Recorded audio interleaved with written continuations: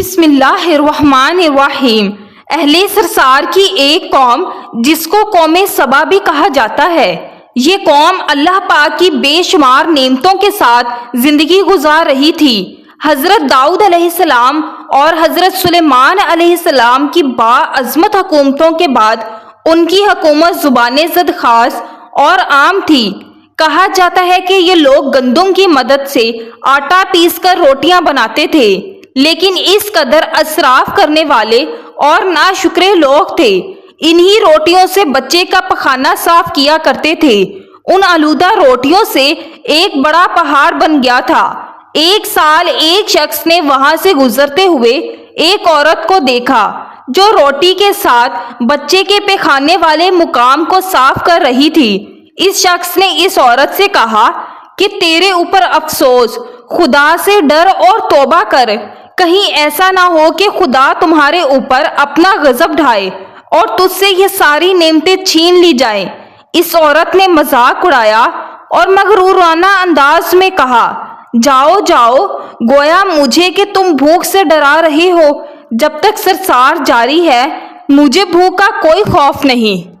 کوئی زیادہ عرصہ نہیں گزرا تھا کہ اللہ تعالیٰ نے حافظ بازوں اور اسراف کار لوگوں پر اپنا غضب ڈھایا۔ پانی جو کہ زندگی کی بنیاد ہے، اسے لوگوں سے چھین لیا تھا۔ بات یہاں تک پہنچ گئی کہ ان کی ذخیرہ کی ہوئی تمام غذا ختم ہو گئی۔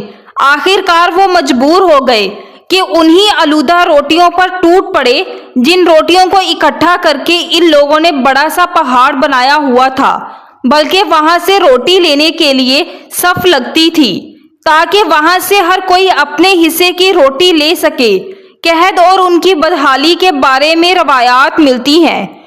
سورۃ نحل کی آیت نمبر 112 اور 113 میں یوں ارشاد ہوتا ہے، اور اللہ نے اس قریہ کی بھی مثال بیان کی ہے جو محفوظ اور مطمئن تھا۔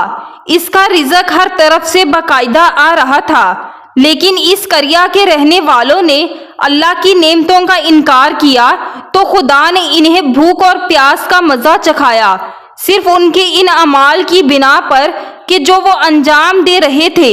اور یقیناً ان کے پاس رسول آیا تو انہوں نے اس کی تکمیل کر دی، تو پھر ان تک عذاب آ پہنچا کہ یہ سب ظلم کرنے والے تھے۔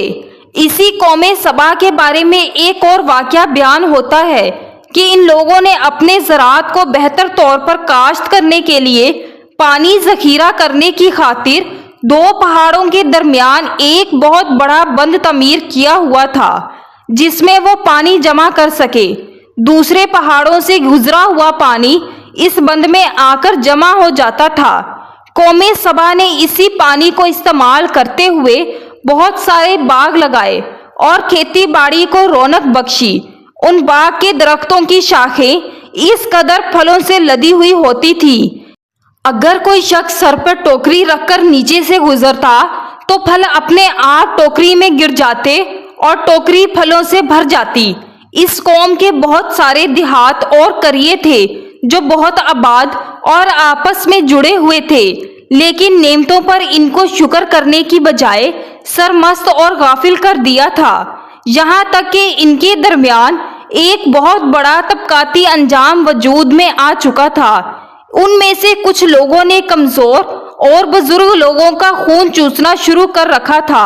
ان بدکار لوگوں نے خدا سے دعا کی، انہوں نے کہا، خدایا ہمارے سفروں کے درمیان فاصلہ زیادہ کر دے۔ ان لوگوں نے اللہ تعالیٰ سے یہ دعا اس لیے کی تھی، ان کی خواہش یہ تھی کہ آبادیوں کے اندر خشکی زیادہ ہو اور فاصلہ زیادہ ہو تاکہ کم آمدنی والے لوگ ان کی طرح سفر نہ کر سکیں۔ اللہ تعالیٰ نے ان مغرور پیٹ کے پجاریوں پر اپنا غضب نازل فرمایا۔ بعض روایاتوں کے مطابق ان مغرور لوگوں کی آنکھوں سے دور صحرائی چوہوں نے مارب نامی بند کی دیواروں میں حملہ کر کے انہیں اندر سے کھوکھلا کر دیا، اور اوپر سے بارشیں بہت زیادہ ہوئیں جن کی وجہ سے سیلاب آ گیا اور اس بند میں پانی بہت زیادہ اکٹھا ہو گیا۔ اچانک اس بند کی دیواریں ٹوٹی اور ایک بہت بڑا سیلاب آ گیا جس میں تمام دیہات، آبادیاں مال مویشی، انسان اور زمینیں تباہ ہو گئے، یہاں تک کہ ان کے گھر اور محل بھی اسی پانی میں غرق ہو کر تباہ ہو گئے تھے۔ خوشحال پرندے وہاں سے چلے گئے تھے، جبکہ الو اور کوے نے قوم سبا کے کھنڈرات پر اپنے گھونسلے بنا لیے تھے۔ دعا ہے اس رب سے جس نے ہمیں زندگی عطا کی ہے کہ ہم اس زندگی کو اللہ پاک کی شکر گزاری اور فرما برداری میں لگائیں۔ ناظرین، اگر ہماری ویڈیو اچھی لگے تو ہماری ویڈیو کو لائک اور شیئر کریں، ہمارے چینل کو بھی سبسکرائب کر دیں۔ شکریہ۔